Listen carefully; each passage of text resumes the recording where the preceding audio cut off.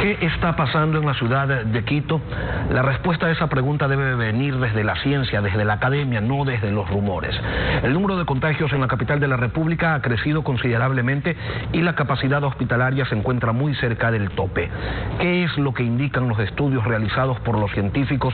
Y en función de esos resultados, ¿qué medidas se recomiendan? Lo vamos a conversar con Daniel Simancas, director del Centro de Investigación en Salud Pública y Epidemiología de la Clínica de la UT.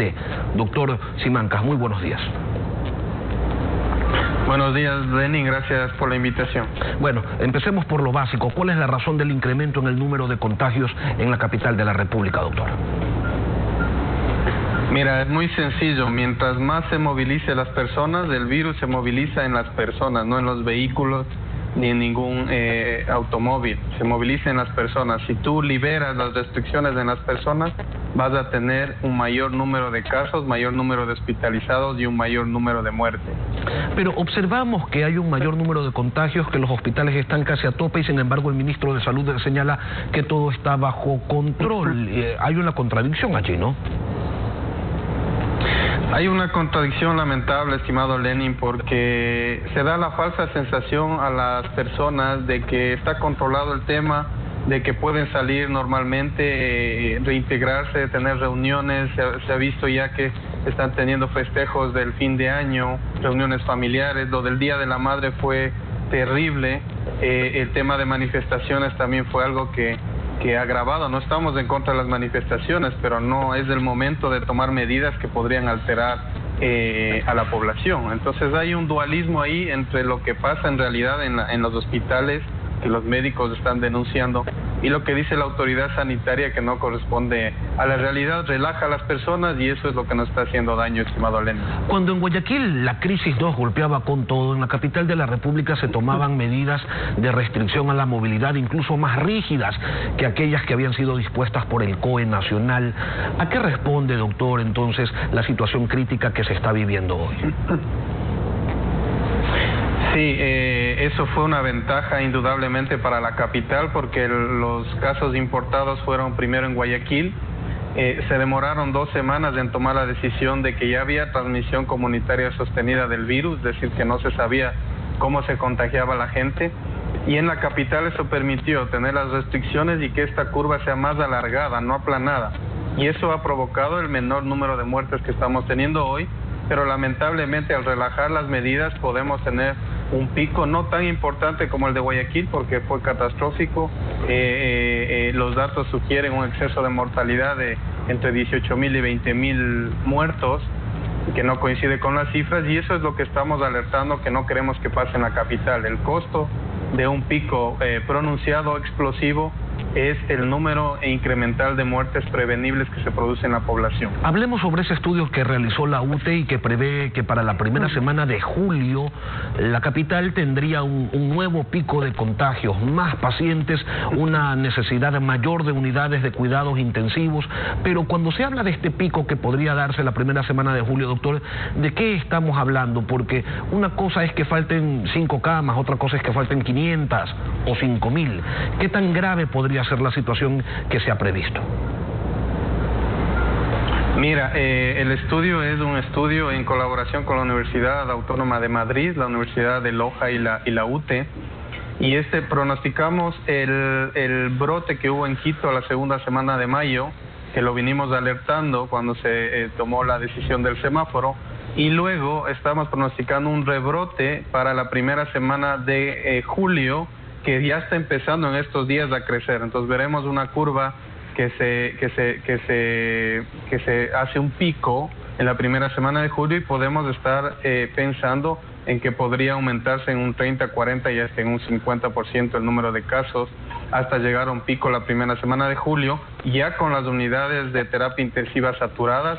En este momento no hay camas de terapia intensiva, de acuerdo a lo que ha dicho los expertos en las reuniones del COE cantonal de Quito, y entonces esa es la incertidumbre, ¿no? No tenemos camas, no tenemos dónde hospitalizar, y insistimos a la ciudadanía, se liberan los parques, hay menos restricción, la gente saca salvoconductos, Entonces es un dualismo que nos hace mucho daño, Lenny. Doctor Simancas, ¿qué podría cambiar esta proyección, o ya es muy tarde para cambiarla y solo resta prepararse para afrontar lo que se viene? Mira, este pico es el resultado de 2 semanas anteriores, es decir, esta semana y la siguiente, si seguimos con esta misma movilidad de personas, pues vamos a lamentarles unas 2 semanas. Pero eso no es lo más importante. Si nosotros seguimos en esta situación de movilidad, pues tendremos cada vez más casos. Hay que ponerle un freno, estimado Lenny. Yo no sé, no soy economista, pero no sé qué tanto reactiva la economía estas familias que se ven en las calles, que aproximadamente son 500,000 familias que tratan de vender algo, una mascarilla, un poco de fruta, ganarse $1, $2 al día para llevar un poco de pan. ¿Por qué no se ayuda a estas familias? Nosotros hemos calculado que más o menos se gastaría entre 25 y 50 millones de dólares mensuales para que estas familias se queden en casa, porque son las más expuestas y la que se ha demostrado que la gente de menores quintiles tiene 10 veces más probabilidad de morir que las personas que tienen trabajo estable y que tienen otro nivel socioeconómico, que pueden prepararse, que tienen para comprar una mascarilla adecuada, que tienen para gel antiséptico. Se debe ayudar a estas familias, no debe entrar del sector público a menos que cambien los indicadores. Se debe hacer pedir un soporte internacional para insumos, para realizar pruebas PCR. Las universidades están paradas sin insumos, no hay insumos en el país, estimado Lenny. No podemos ayudar al país a realizar las pruebas diagnósticas que te permiten conocer el virus, aislar a los enfermos, rastrearlos, monitorearlos y tener una mejor perspectiva para la toma de decisiones. ¿Qué es lo que se recomienda desde la ciencia, doctor Simancas, tomando en cuenta todos estos riesgos que podrían efectivizarse dentro de poco? ¿Quito debe volver al semáforo rojo?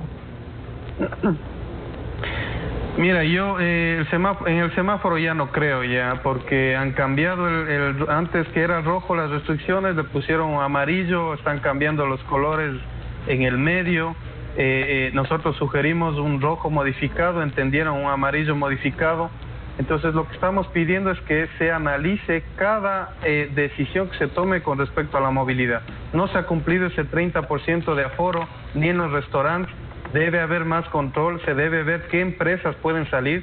Si va a salir la construcción, pues la construcción sale ordenadamente y planificamos. Regresar a un semáforo rojo no sería descabellado hasta que se logre descongestionar las salas de terapia intensiva, que serán en un mes y medio, y luego reactivar de nuevo la economía, pero de una manera más sensata, teniendo la posibilidad de dar asistencia sanitaria y garantizar la salud, que es un derecho constitucional en el Ecuador. Que no sería descabellado, señala el doctor Simancas, volver al semáforo rojo, pero ayer el alcalde de Quito, Jorge Yunda, planteó algunas modificaciones al amarillo que vive la capital y hablaba de ampliar el toque de queda y que este comience a regir desde las 18 horas, las restricciones a la movilidad, también que el 50% de los servidores públicos realicen teletrabajo, que se decrete una ley seca. ¿Con eso alcanza? Son estrategias muy acertadas. El sector público más o menos son 150 a 180 mil personas que no tienen que regresar a trabajar definitivamente.